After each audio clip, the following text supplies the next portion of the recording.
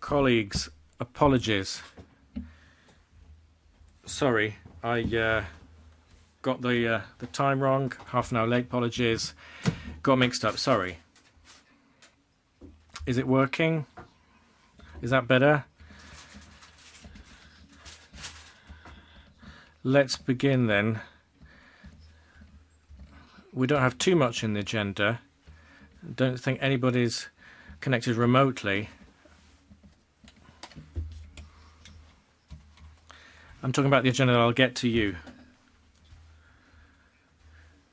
We have a work to rule from the interpreters, so we're not going to have anything interpreted remotely. Any comments on the agenda? Gabriel? Thanks, Chair. Just to say on the agenda, we weren't today able to debate the implementing regulation from the Commission on specific deep water zones. I think there was an 86 boat limit. That's just unacceptable. It's going to do huge damage. And I think we could have talked about it today. That's basically it's supposed to be coming into force 9th of October. We haven't done it today. We will hopefully do it in October, but our group has said that we should be looking at in plenary next week. So members of this committee, groups in this committee, the Fisheries Committee, please support that. Go to the debate in plenary next week to then maybe adopt a decision. We'd want immediate suspension of this before it comes into force on the 9th of October. Thank you. Merci, Gabriel. Je rappelle... Thank you. We did talk about this in July, the Implementing Act. We did talk about it then. But I've noted that your group would like a plenary discussion. Noted that down. Possibly we could come back to this in October in a PESH committee. I think Council's made a move on this as well. Gabriel, Chair, in July, we talked about that, but none of the questions was answered. You know, other groups, if Askun's questions weren't answered, and the only answer we had was just a new full-on attack on these fishes. Okay. Madam, you have the floor. Sí, buenos días. Good morning. It's the first time that I am taking part in the Fisheries Committee. I'm Ana Miranda from Benigán, Galicia. It's unfortunate I have to start my work here in the Fisheries Committee rejecting the unilateral decision as taken by the European Commission on the 15th of September, i.e. 86 boat limit. They don't know the serious economic consequences the decision will have for the Galician fisheries community. They represent 6% of GDP. This measure will affect 200 Galician ships with around 4,000 crew members impacted. And this represents around 9 million euros. So they haven't taken into account the analysis of the various species, nor the socio-economic impact. So the question I'd like to put to this committee, and I have said that we need a network of fisheries community MEPs, is to look at the socio-economic impacts of our fleet and other fleets. Chair. S'il vous plaît, por favor. Bien, il y a un ordre du jour.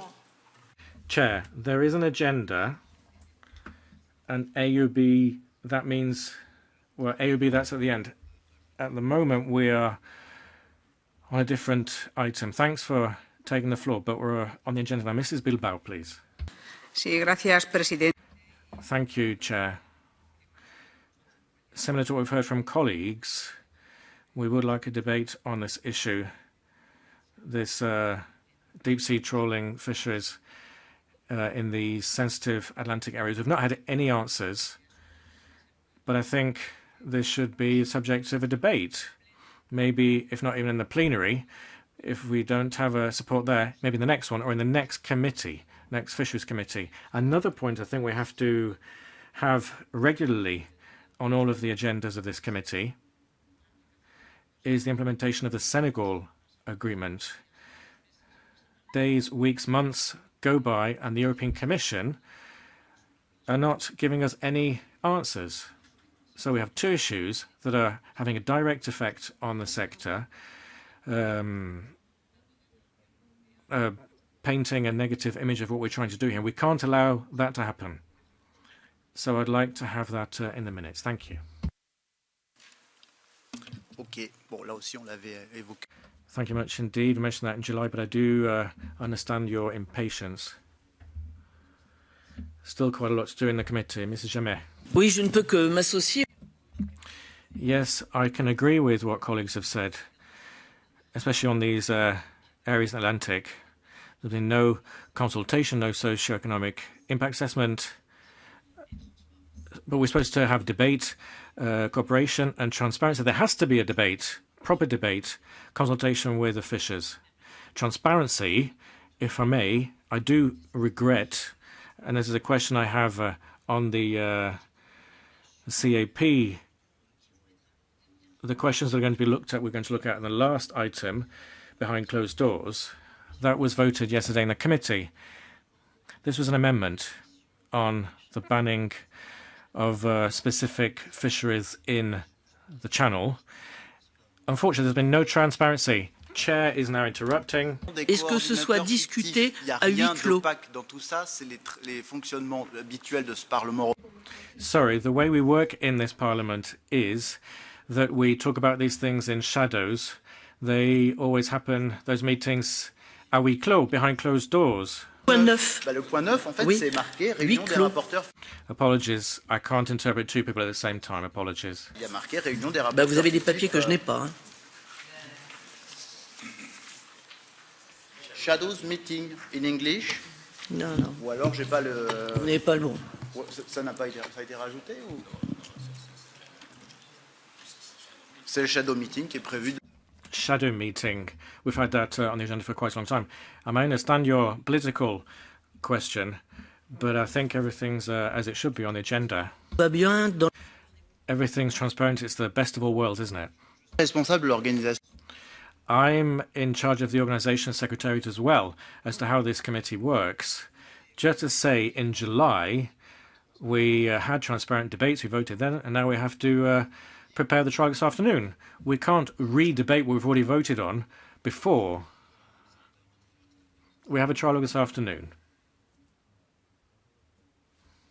Okay. Thank you. Any other points on the agenda? Still, let's adopt all of the agenda. I think the next committee meeting is 10th of October, taking on board your remarks. That request for the plenary, and on Senegal, we'll see about that in October. I've written all that down. Is that all good? We can adopt the agenda. Thank you. Communication, Mr. Pizarro. He's been appointed Ministry for Health in Portugal. So well done to him. He's left the European Parliament. He's been replaced by Mr. João Albuquerque.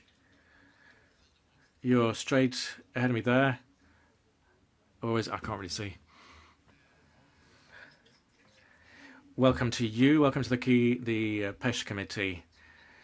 Lots of newcomers this week. And well done to Mrs. Carvalhais, who's replacing Mr. Pizarro as the S&D coordinator. She's also shadow now for the text on restriction to union waters, access to union waters. And it does say specifically, Mrs. Jamet, shadow rapporteur meeting. So I'm just reading out what I have here. Okay, let's move on to item 4, unless there are any requests to the floor. Brexit, come back to Brexit.